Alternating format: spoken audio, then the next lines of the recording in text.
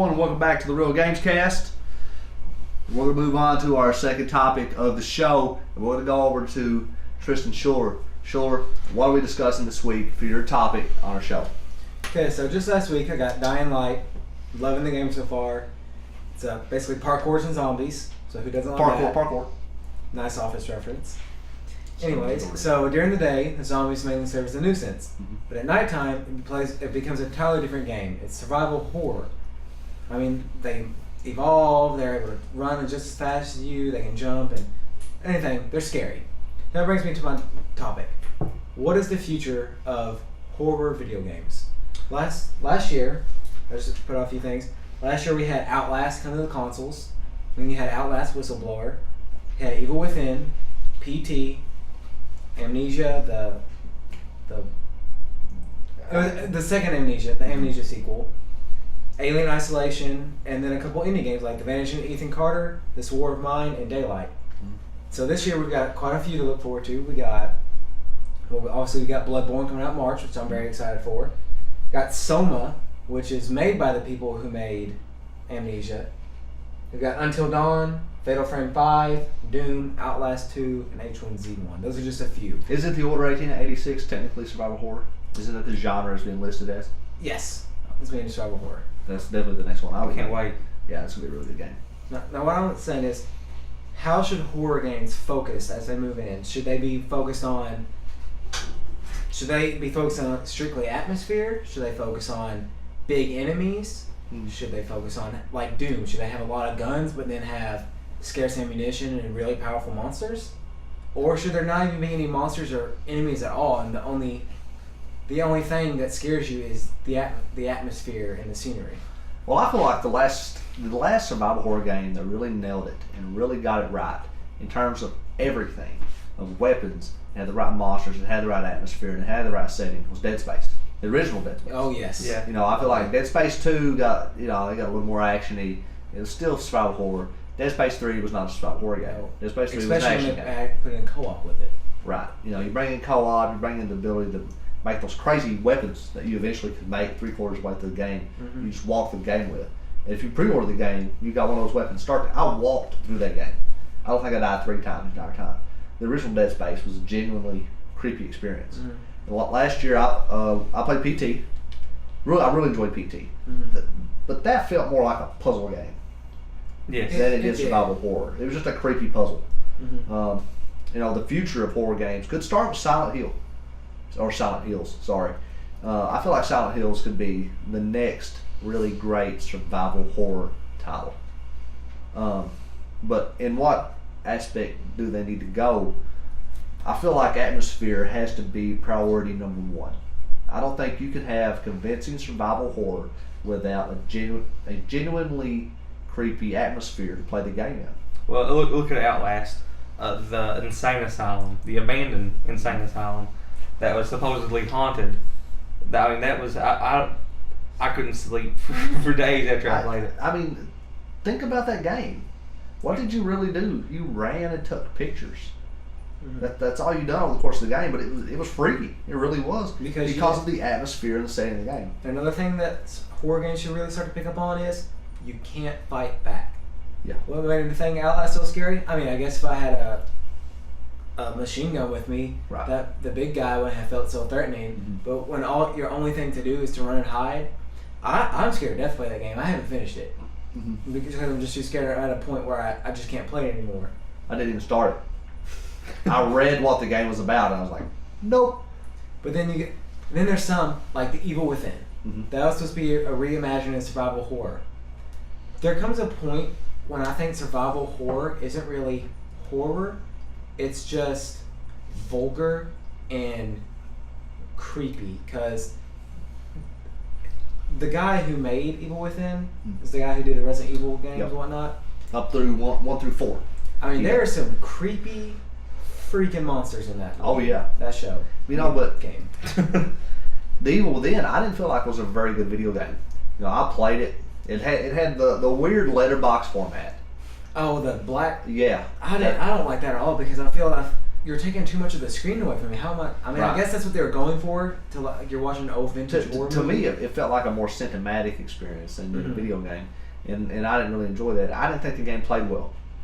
You know, one of the really good elements of Resident Evil, the original Resident Evil, was the brick controls of the first game. The game was so difficult to control that when you got in a difficult situation, you're trying to do things and the controls are kind of non-responsive, and I think it heightens the tension of the game. But the games now, they control so well. But I mean, if you went back to the brick controls of the original Resident Evil, would people even play it? Well, they remade Resident Evil for With- console. About Yes. 6 times.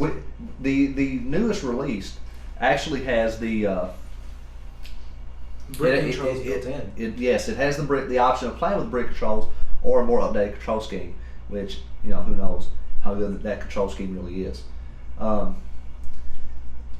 Where do you think Jordan Survival Horror needs to go right now? I think one of two places. One, of course, the not being able to fight back and just being completely on your own that you saw in Outlast. But I'm a big fan of the Resident Evil games, at least the games that I played from it. I really like how no matter what you do, you still always seem to have a lack of ammo. And that's one of the scariest things to me about the Resident Evil games is getting ready to fight a boss fight. Right. And having 6 shotgun shells and 15 machine gun rounds. And you know that you have to plan every attack out meticulously to Yeah. defeat that boss. Yeah. Or you're going to be stuck. Yeah. So I think if horror games stayed on that path, that the survival aspect of it, and then So you the running. what you're saying in short is that survival horror needs to be survival Yes. horror, not just a straightforward horror game. Yeah. Which I believe is what new Resident Evil iteration games have been. Resident Evil 5, Resident Evil 6. They've been, I like to call it, they're not action adventure, they're not survival horror, but they're action horror games. Because they've got, I played Resident Evil 5. There was times when I was scared or I had a jump scare. And another good example, The Last of Us. Uh-huh. Of course, most of the game you're fighting the humans, but whenever you're with those clickers, those things scare me to death. I hate clickers. And then the way they kill you, just rip your throat out. Right. Action horror, I think, needs to become its own genre, where you can fit in things like Evil Within. Of course, it's labeled as survival horror, but then again, I feel like I have enough ammunition and whatnot. I'm able to take on any enemy that comes after me. I have a way of fighting back. If you have a way of fighting back, it should be action horror. If it's something like Outlast, where you don't, or Amnesia, that's survival horror. Okay. We're going to take a quick break, everybody, and then we're going to come back and we're going to talk a little more about where survival horror games needs to go. Stay tuned in right here to the Real Games Cast.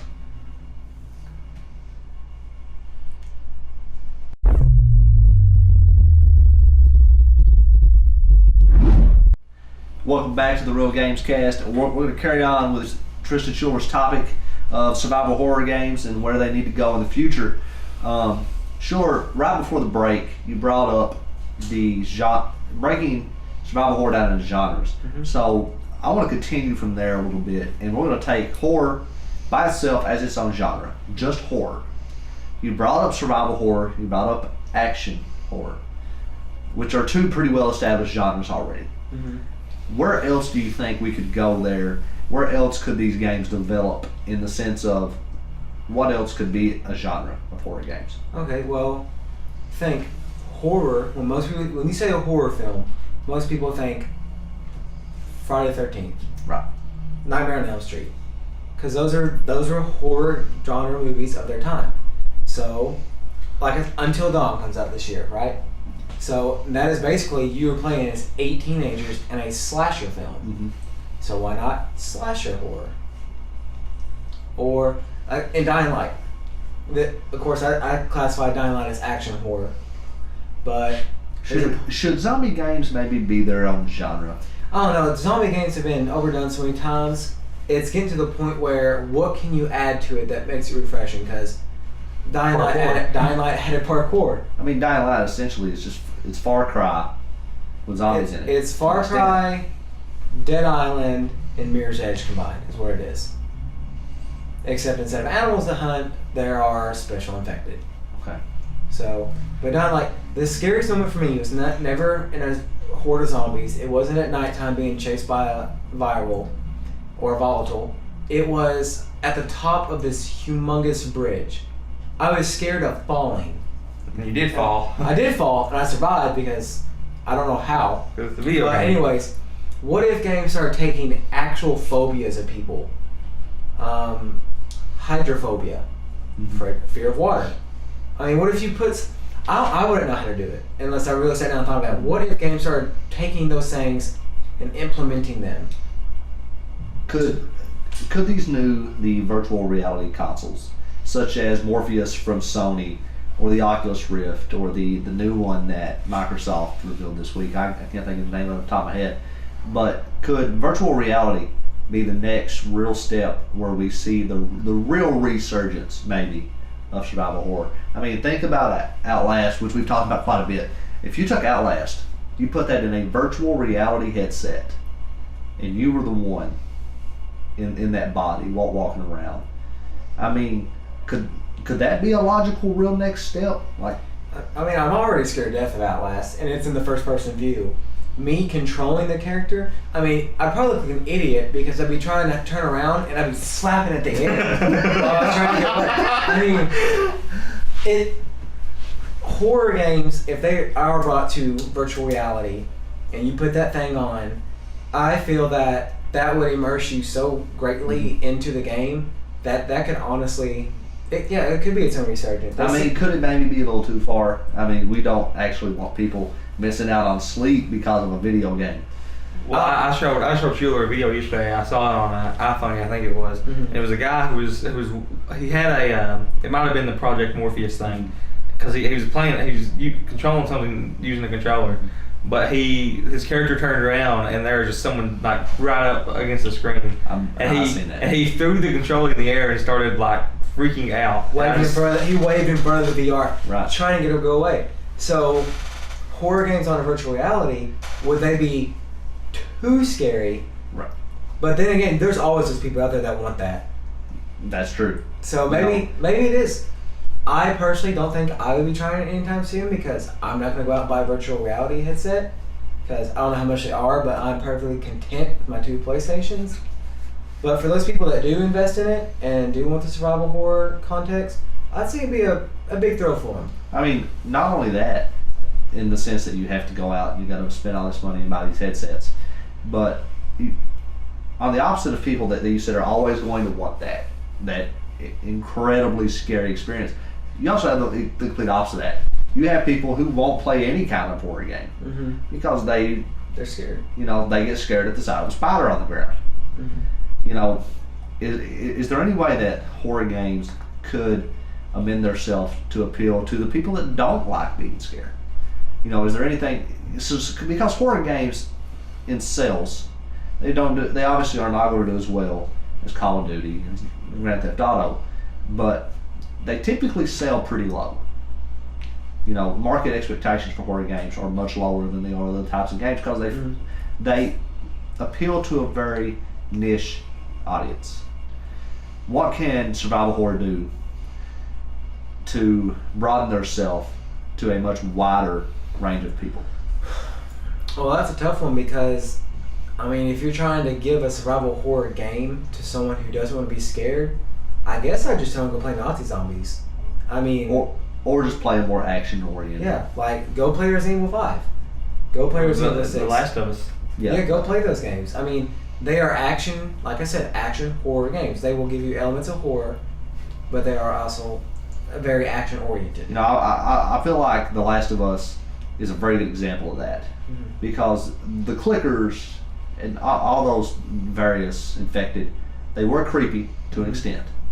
But you got to walk into a room and you got to survey the room and plan out your attack, and not a lot of jump scares, I guess would be the word, but still a genuinely creepy experience. 30 seconds or less, we're going to wrap up this topic. is there anything else you want to add on survival horror and where it needs to go? Either one of you. Just that, like I said, maybe take phobias of people and start incorporating them into it. Like I said with Dying Light, I think it's acrophobia is the fear of heights. They elemented that perfectly into it. Maybe if you put a survival horror game on a ship, put a little bit of hydrophobia in there. Give people's real life phobias and put them into games and make you live through that situation. Right. And I feel like that can give it a little boost that it needs. I just want Until Dawn now. Not now. Preach. Amen, brother. Okay, guys, we're going to wrap up Shuler's topic for this week. We're going to take another break. We're going to come back in just a minute with topic number 3 this week. Thanks for tuning in to the Real Games Cast.